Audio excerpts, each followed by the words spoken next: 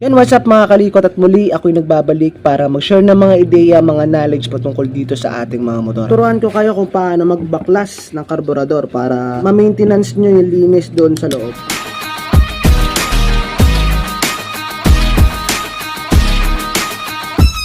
So unang-una sa ilalim may makikita kayo dyang Phillips screw. Yan, minsan tatlo yan. Ito tinanggal ko na nga yung isa eh. So minsan tatlo yan, tatanggalin nyo lang gamit ang Phillips screw. Putin nyo lang. Ganyan lang kadali. Putin mo. Pag natanggal nyo na yan, tanggal nyo yung takip, makikita kanyang floater tsaka throttle valve. So ang gagawin nyo, tutulak nyo lang itong pin, then hilahin nyo lang. Yan. So pag nahila nyo na yan, pwede nyo na matanggal yung floater. Huwag nyo nang gagalawin ito pag naglinis kayo. Kahit punas-punas lang. Kasi bakit? Ito kasi, ano, yan. Minsan na-adjust yan. Nawawala sa level kapag nalilinisan. Lalo na pag ang kamay mabigat. Tsaka ito, minsan ito nahuhulog.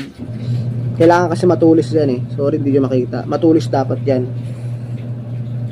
Hindi makita. Ayan, matulis. Sorry, medyo malabo yung video natin. Matulis dapat yan. So, huwag nyo nang gagalawin to. Baguhan pa lang kayo sa paggagawa ng mga motor sa pag-maintenance. So yan, sabihin na lang natin yan. Tapos meron kayo makikita ng jettings, dalawa. Tanggalin nyo yan gamit yung flat screw. Kahit ano naman sa kabila ko, anong unahin nyo, pwede naman kung sa kayo portable. Ito yan, luwagan nyo muna. Yan, tanggalin nyo muna. Yan, okay.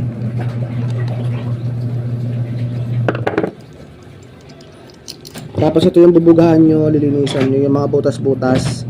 So ito wala naman tong ano kasi kakalinis ko lang din. Pinag-vlog lang talaga ako para siya baklasin yan. Wala na naman no. Malinis na yan. Tapos itong isa, baklasin natin to. Yan. So yung makikita nyo naman malinis, ano rin yan. Walang bara. Okay, ito dalawa yan. Yun yung mga linisan. Tapos next, tanggalin nyo to. Yung throttle cable, may throttle cable dapat yan eh, galing sa motor, yung spring tsaka yung piston.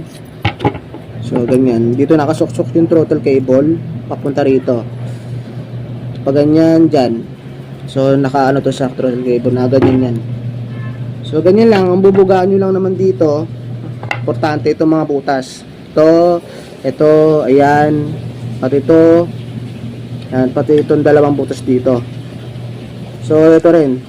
Kaya nga, habang bubugaan nyo, meron naman ang bibiling carb cleaner, pwede naman yun na lang yung gamitin nyo. Tapos ito, yung pasukan ng gas.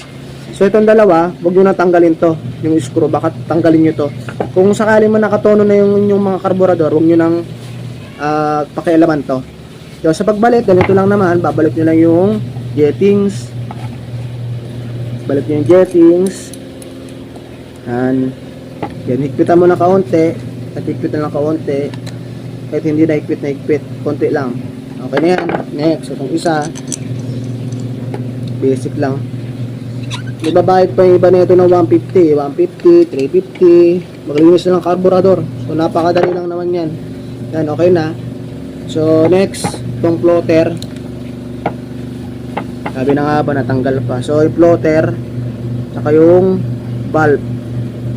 Ngayon yung valve, papasok nyo lang dito sa butas. Yan, pag napasok nyo na yung, pasok nyo na yung pin. Balik nyo na yung pin na tinanggal natin kanina. Nasan nyo na yung kabilaan, kung dito o dito padadaanin.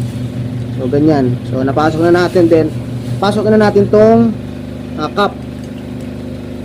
Cap. Then gamit kayo ng Phillips screw, then higpitan nyo.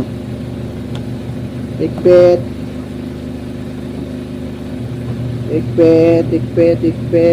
Okay, next.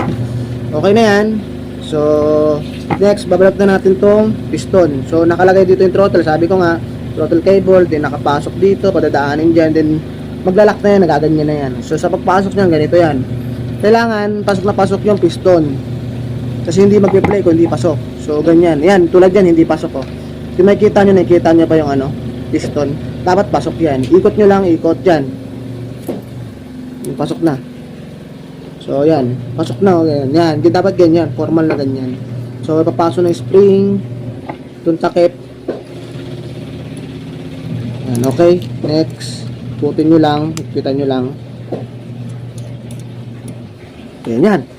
Tapos na, ganun lang magbaklas, ganun din magbalik. So sa mga gusto mag-maintenance ng ating mga karburador, ganun lang naman kasimple. At yun, sana meron kayo natutunan. Syempre kung bago pa lang kayo sa aking channel, huwag niyo pong kalimutan mag-subscribe and click the notification bell para lagi kayo updated pag may mapanibago tayong video na mga i-upload. So simple lang talaga, napakadali lang. Sana meron kayong natutunan sa ating vlog. Maraming salamat sa mga sumusubaybay. Thank you.